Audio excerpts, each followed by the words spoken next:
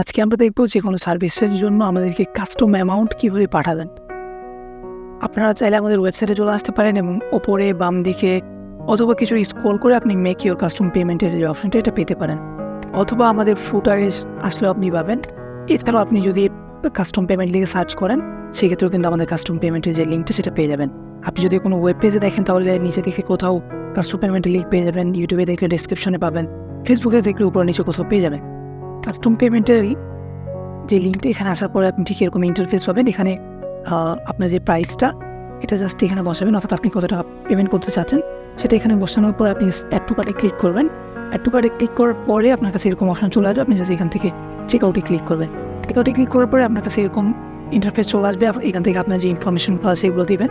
আপনার যদি আগের আমাদের ওয়েবসাইটে অ্যাকাউন্ট করা থাকে এটা লগ ইন করতে পারেন, অথবা এখানে ক্লিক করে আপনি নতুন অ্যাকাউন্টও করে ফেলতে পারেন। এরপরে আপনি কিসের মাধ্যমে পেমেন্টটা করতে চাচ্ছেন, পেমেন্ট মেথড হিসেবে কোনটা ইউজ করতে চাচ্ছেন সেটা সিলেক্ট করে দেবেন। দেওয়ার পরে জাস্ট কন্টিনিউ করবেন। তারপরে আপনি যে মেথডটা সিলেক্ট করেছেন সেটার যে প্রসেসগুলো রয়েছে সেই প্রসেসগুলোর মাধ্যমে আপনি কিন্তু পেমেন্টটা পাঠিয়ে দিতে পারবেন। অতএব যদি কোথাও আপনার প্রবলেম হয় সেক্ষেত্রে আমাদের উপরে নিচে কোথাও নাম্বার পেয়ে যাবেন, যোগাযোগ করতে পারেন, অথবা আমাদের পেজ হোয়াটসঅ্যাপে যোগাযোগ